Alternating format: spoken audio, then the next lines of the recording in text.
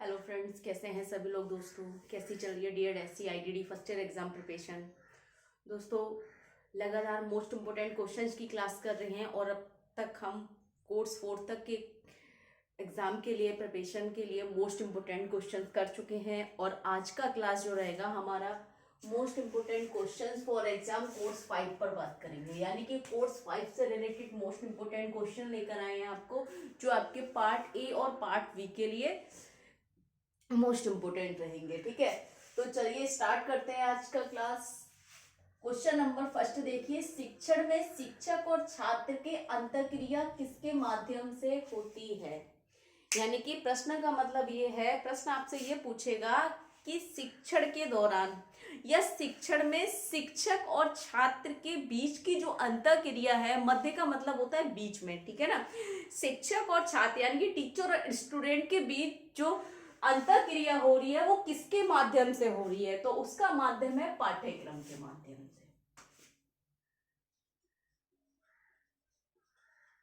पाठ्यक्रम, क्योंकि पाठ्यक्रम में जो कार्य क्रियाएं गतिविधियां हैं उनके अनुसार ही शिक्षक कार्य कर रहा है और छात्र उसको सीख रहा है। ठीक है, तो दोनों की अंतःक्रिया जो हो रही है पाठ्यक्रम के माध्यम से हो रही है। तो शिक्षण में शिक्षक और छात्र के मध्य अंतःक्रिया पाठ्यक्रम के माध्यम से होती है। नेक्स्ट क्वेश्चन, क्वेश्चन नंबर 2, पाठ्यक्रम पाठ्य वस्तु का स्वव्यवस्थित रूप है जो बालकों की आवश्यकताओं की पूर्ति हेतु तैयार किया जाता है, किसने कहा है। आपको प्रश्न इस तरीके से भी पूछा जा सकता है, किसी एक राइटर का नाम होगा, आपको बताना होगा उसने किस तरीके से डेफिनेशन दी है या उसका क्या कथन है, उसने पाठ्यक्रम के बारे में क्या कहा है। अगर 2 नंबर में आपको परिभाषा आ जाए कि करिकुलम को डिफाइन कीजिए, तो आप कैसे करेंगे करिकुलम को डिफाइन, तो एक लाइन की परिभाषा याद कर लीजिए। पाठ्यक्रम क्या है, पाठ्यक्रम पाठ्य वस्तु का स्वव्यवस्थित रूप है। यानी कि पाठ्यक्रम को कहा गया है कि पाठ्यक्रम पाठ्य वस्तु का जो विषय वस्तु है उसका स्वव्यवस्थित रूप है जो बालकों की आवश्यकताओं की पूर्ति हेतु तैयार किया जाता है। और ये कहा है क्रोनो वर्ग ने। किसने कहा है? क्रोनो वर्ग। ठीक है, क्वेश्चन नंबर 3 देखिए, पाठ्यक्रम के प्रकार लिखिए। पाठ्यक्रम के प्रकार बहुत सारे हैं, लेकिन हम अपने सिलेबस के अकॉर्डिंग देखें तो 3 प्रकार दिए गए हैं उसमें। ठीक है, लेकिन पाठ्यक्रम के प्रकार बहुत सारे हैं, मैं आपको बताऊंगी, लेकिन हमारे सिलेबस के अकॉर्डिंग जो है हम पहले उनको करेंगे। ठीक है ना, विकासात्मक, ठीक है, कार्यात्मक, ठीक, पारिस्थितिक और उदार पाठ्यक्रम। ठीक है, लेकिन इसके अलावा भी बहुत सारे पाठ्यक्रम हैं। कौन कौन से? विषय केंद्रित पाठ्यक्रम, शिल्प केंद्रित पाठ्यक्रम, कोर पाठ्यक्रम, ठीक है, छात्र केंद्रित पाठ्यक्रम, नवीन पाठ्यक्रम, बहुत सारे पाठ्यक्रम हैं, बहुत सारे प्रकार हैं पाठ्यक्रम के, लेकिन हमें वही करना है जो हमारे सिलेबस में पूछा गया है। तो इसलिए आपको पता होना चाहिए कि ये हमारे जो 4 पाठ्यक्रम है, विकासात्मक पाठ्यक्रम, कार्यात्मक पाठ्यक्रम, पारिस्थितिक पाठ्यक्रम और उदार पाठ्यक्रम। क्वेश्चन नंबर 4 देखिए, पाठ्यक्रम विकास के 2 सिद्धांत लिखिए।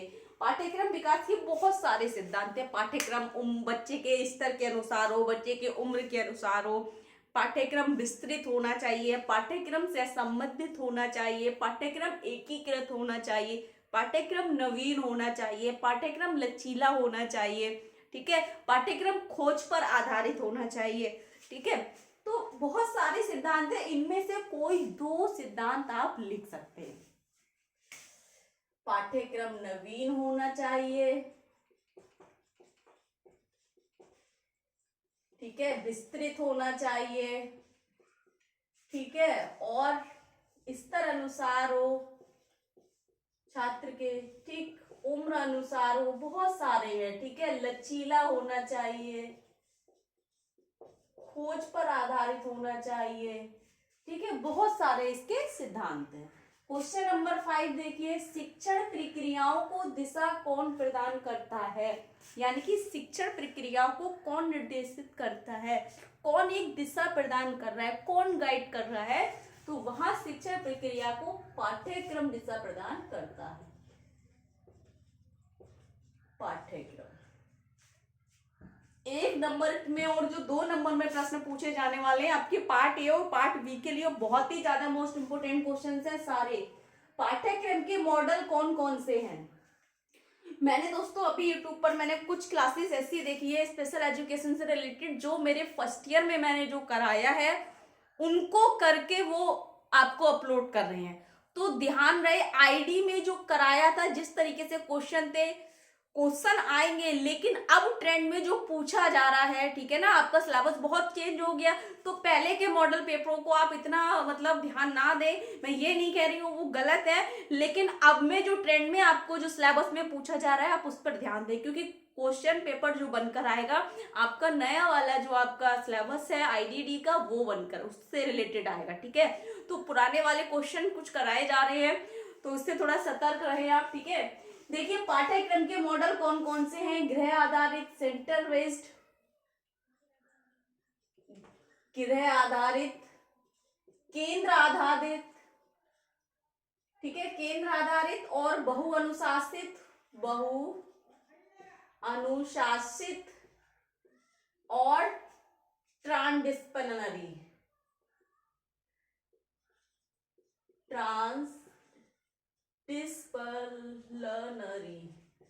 ठीक है। अब देखिए, यानी कि home based, centre based, multi disciplinary और ट्रांसडिस्पिलिनरी, ये 4 हमारे पाठ्यक्रम के मॉडल है, ठीक है, याद रखना। यानी कि होम बेस्ड मॉडल है आपका, सेंटर बेस्ड मॉडल है और मल्टी डिस्पिलिनरी आपका मॉडल है और ट्रांसडिस्पिलिनरी आपका मॉडल है। ये 4 मॉडल है हमारे करिकुलम के, ठीक। क्वेश्चन नंबर 7 देखिए, भाषा के उपयोग में व्यवहार के कौन कौन से पैटर्न एएसटी वाले बच्चों में पाए जाते हैं।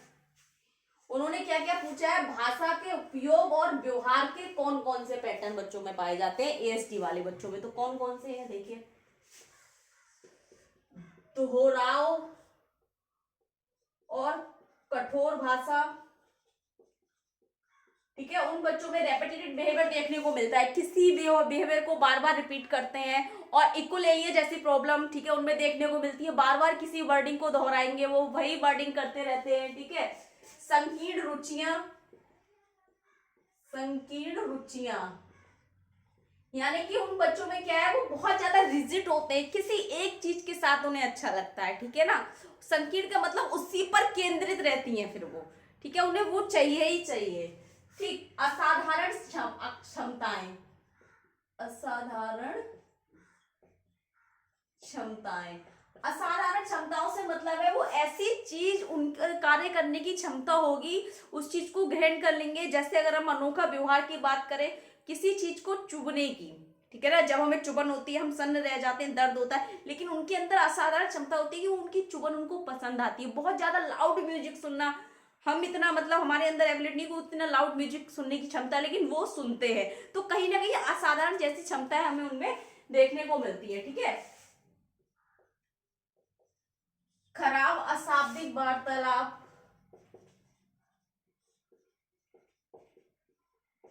खराब अशाब्दिक यानी कि ऐसे वर्ड यूज करेंगे जो ठीक ना हो, सामाजिक रूप से स्वीकृत ना हो, अवांछनीय हो, ठीक है।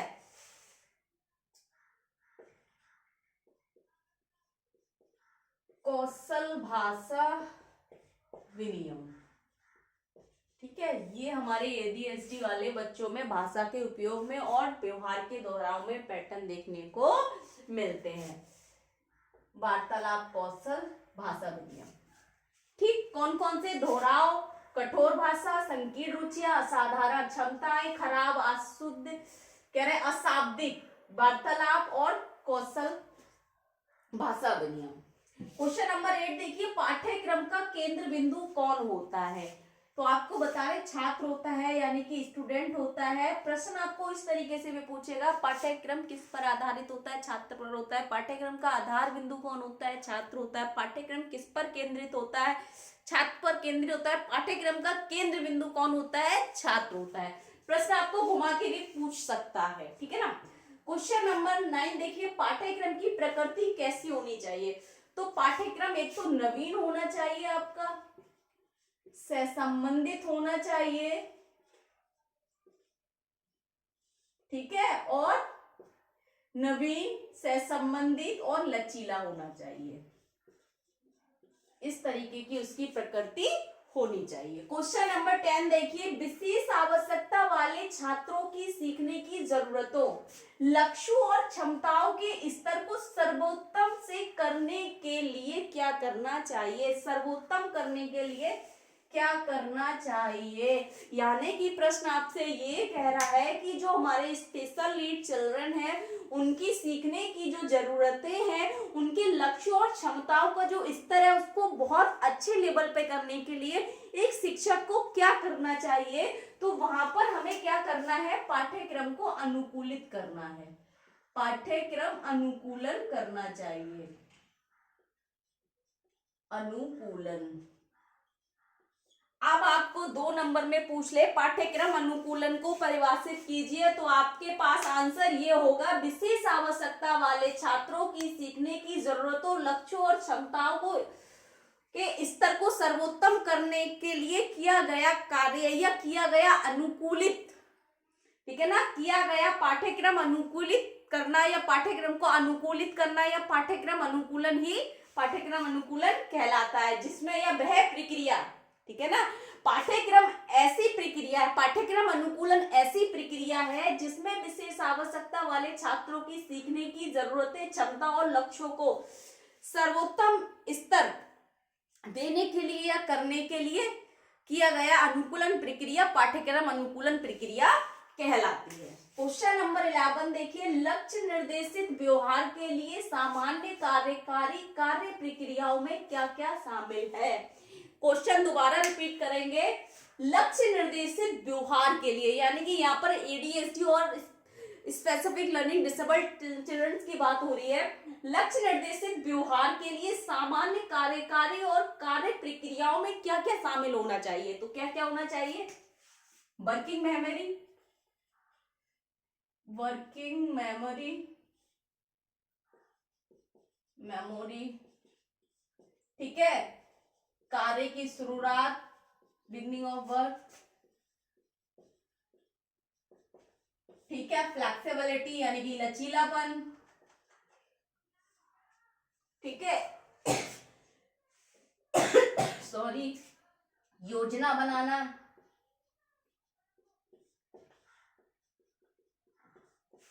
ठीक है, प्लानिंग मेकिंग, फिर हो गया प्रॉब्लम सॉल्विंग यानी कि समस्या समाधान, समस्या समाधान। इतनी चीजें होती हैं लक्ष्य निर्देशित व्यवहार को सामान्य कार्यकारी और प्रक्रियाओं को करने के लिए या प्रक्रिया को बनाने के लिए। तो उसमें क्या क्या शामिल करना होता है, वर्किंग मेमोरी, कार्य की शुरुआत, लचीलापन, योजना बनाना, समस्या समाधान, ठीक।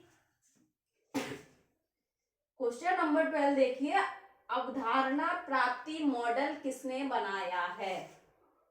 अवधारणा प्राप्ति मॉडल जेरो ब्रूनर ने बनाया है, ठीक है। क्वेश्चन नंबर 13 है, कोर लर्निंग के क्षेत्र या डोमेन कितने हैं। क्षेत्र को ही डोमेन बोला जाता है, तो इसके कितने क्षेत्र है। कोर लर्निंग, कोर का मतलब होता है दोस्तों हिंदी में सह संबंधित, ठीक है।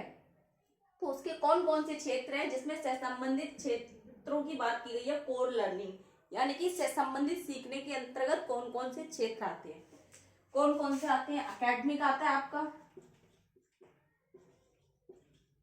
ठीक है, एकेडमिक, डेली लिविंग, दैनिक जीवन, ठीक है, इसमें आ जाएगा फिजिकल एजुकेशन एवं प्ले आ जाएगा आपका, शारीरिक शिक्षा,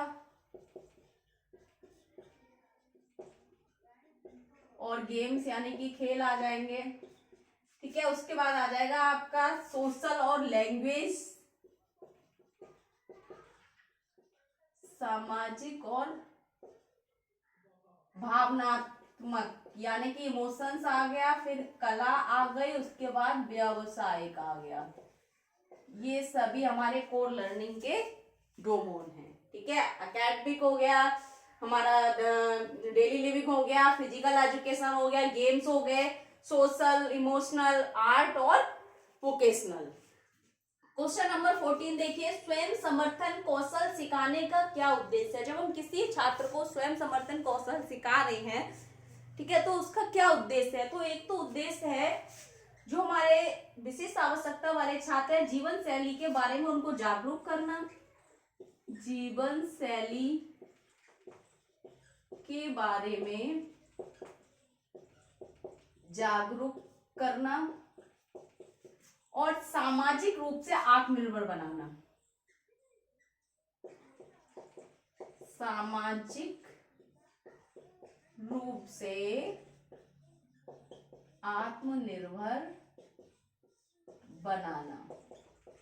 ठीक है, ये हमारे मुख्य उद्देश्य है स्वयं समर्थन कौशल सिखाने के। जब हम किसी भी स्पेशल नीड्स स्टूडेंट को स्वयं समर्थन कौशल सिखा रहे हैं तो उसका हमारा उद्देश्य होना चाहिए कि वो अपने जीवन के बारे में जागरूक हो, कि अपनी दिनचर्या से जागरूक हो, स्वयं सहायता कौशलों में जागरूक हो, ठीक है, समाज के लिए जागरूक हो और आत्मनिर्भर बन सके। तो जीवन शैली के बारे में जागरूक बनाना और समाज रूप से उसे आत्मनिर्भर बनाना। नेक्स्ट देखिए क्वेश्चन नंबर 15, समस्यात्मक व्यवहार का परिमार्जन करने की मुख्य रणनीतियां कौन कौन सी हैं? समस्यात्मक व्यवहार की यानी कि प्रॉब्लम बिहेवियर के लिए हम कैसे मैनेज करेंगे, ठीक है ना, उनका मॉडिफिकेशन कैसे करेंगे, कौन कौन सी स्ट्रेटजीज हैं? तो उसके लिए दो स्ट्रेटजीज हैं। एक तो हम बीएम लागू करेंगे, उस पर लागू करना, और दूसरा है एबीसी मॉडल यूज करना, का प्रयोग करना। ठीक है, दो। क्वेश्चन नंबर 16 है, उपयुक्त शिक्षण विधियों, सीखने की रणनीतियों और निर्देशात्मक सामग्री के माध्यम से सीखने के एक बड़े लक्ष्य को प्राप्त करने की भूमिका कौन प्रदान करता है? प्रश्न दोबारा हम देखेंगे, उपयुक्त शिक्षण की विधियों को, सीखने की रणनीतियों को, निर्देशात्मक सामग्रियों के माध्यम से सीखने के बड़े लक्ष्य को प्राप्त करने के लिए भूमिका किसकी भूमिका होती है? तो वो भूमिका होती है पाठ्यक्रम विकास के प्रौद्योगिकी की। पाठ्यक्रम विकास में प्रौद्योगिकी की भूमिका, यानी कि पाठ्यक्रम विकास में जो प्रौद्योगिकी भूमिका निभाती है वो यह भूमिका निभाती है कि उपयुक्त शिक्षण विधियों से सीखने की रणनीतियों और निर्देशात्मक सामग्रियों के माध्यम से एक बड़े लक्ष्य को प्राप्त करने की भूमिका प्रौद्योगिकी निभाती है। ठीक, नेक्स्ट क्वेश्चन देखिए, क्वेश्चन नंबर 17, पाठ्यक्रम के घटक कौन से हैं, यानी कि करिकुलम के एलिमेंट्स कौन कौन से हैं? तो एक तो हो गया शिक्षा व्यवस्था, ठीक है, दूसरा परीक्षा प्रणाली,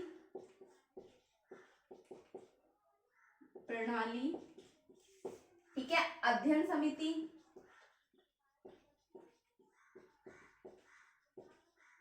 ठीक, राष्ट्रीय आयोग समिति,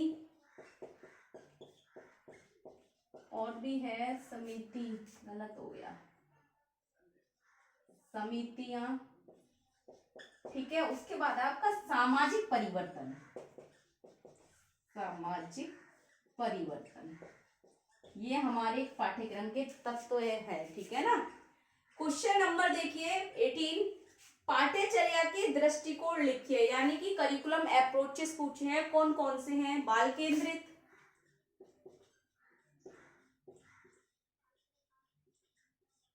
ठीक है, क्रिया केंद्रित और समग्र। ठीक, तीन अप्रोचेस हैं हमारे, सेंटर, और चाइल्ड सेंटर, एक्टिविटी सेंटर और कॉम्बिनेशन। क्वेश्चन नंबर 19 देखिए, शिक्षा के लिए एक प्रभावी दृष्टिकोण जो सीखने के वातावरण की स्थापना और समर्थन के लिए एक व्यापक ढांचा कौन प्रदान करता है। क्वेश्चन फिर से रिपीट करेंगे, शिक्षा के लिए एक प्रभावी दृष्टिकोण जो सीखने के वातावरण की स्थापना और समर्थन के लिए एक व्यापक ढांचा प्रदान कौन करता है, तो वो करता है दोस्तों पाठ्यक्रम का पिरामिड योजना। पिरामिड योजना, अब क्या है यहाँ पर पिरामिड योजना के बारे में आपको आ जाए 2 नंबर में, पिरामिड योजना को परिभाषित कीजिए, तो आपको पता होना चाहिए शिक्षा के लिए एक प्रभावी दृष्टिकोण जो सीखने के वातावरण की स्थापना और समर्थन के लिए एक व्यापक ढांचा प्रदान करता है, पिरामिड योजना कहलाती है। ठीक है, यह वह योजना शिक्षा के लिए एक प्रभावी दृष्टिकोण, सीखने के वातावरण की स्थापना और समर्थन के लिए एक व्यापक ढांचा प्रदान करती है, पिरामिड योजना कहलाती है। क्वेश्चन नंबर 20 देखिए, पिरामिड योजना किसके द्वारा डिजाइन की गई है, किसके द्वारा बनाया गया है, तो ये बनाया है एंडी बॉडी के द्वारा, एंडी बॉडी। ठीक, क्वेश्चन नंबर 21 देखिए, पाठ्यक्रम को सही स्वरूप संरचना प्रदान करने की महत्वपूर्ण भूमिका किसकी है। दोबारा, पाठ्यक्रम को सही स्वरूप देना और उसकी संरचना यानी कि उसको बनाना कौन प्रदान करता है, इसके महत्वपूर्ण भूमिका किसकी होती है, शिक्षक की। शिक्षक ही उसको सही स्वरूप और संरचना करता है, शिक्षक की भूमिका होती है। ठीक है, क्वेश्चन नंबर 22 देखिए, विविध सीखने की जरूरतों वाले छात्रों के लिए यानी कि हमारे स्पेशल नीड चिल्ड्रन के लिए पाठ्यक्रम विकसित करने के लिए शिक्षक का एक महत्वपूर्ण कदम क्या होगा। जब शिक्षक छात्र के हमारे विशेष आवश्यकता वाले बच्चों के लिए पाठ्यक्रम विकास की योजना तैयार कर रहा है या पाठ्यक्रम को बना रहा है, पाठ्यक्रम प्लानिंग कर रहा है, तो उसका एक विशेष या महत्वपूर्ण कदम क्या होना चाहिए विशेष आवश्यकता वाले बच्चों के लिए, तो क्या होना चाहिए, पाठ्यक्रम में यूडीएल शिक्षण का प्रयोग करे। वो पाठ्यक्रम में यूडीएल शिक्षण का प्रयोग उसके लिए महत्वपूर्ण कदम होगा। ठीक है, तो आज हमने 22 क्वेश्चंस पर बात की है। अगर आपको स्क्रीनशॉट लेना है तो स्क्रीनशॉट ले सकते हैं आप।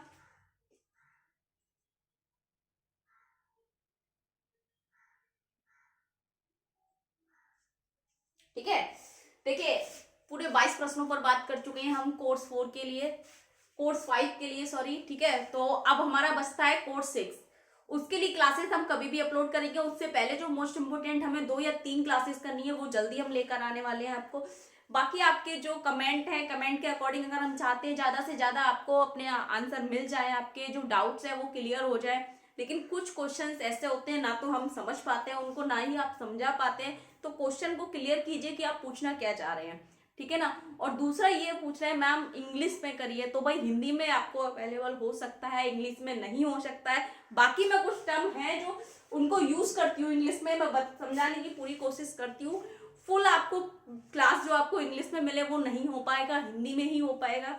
ठीक है ना, और बाकी इसके अलावा अगर आपको कुछ गलत लग रहा है, कुछ समझ नहीं आ रहा है, कुछ डाउट लग रहा है, तो कमेंट बॉक्स में जाके कमेंट करें, ज्यादा से ज्यादा वीडियो लाइक करें, चैनल को सब्सक्राइब करें, बेल आइकन को प्रेस करें, ताकि नेक्स्ट आने वाली क्लास आप तक पहुंचती रहे। दोस्तों thank you so much, all the best.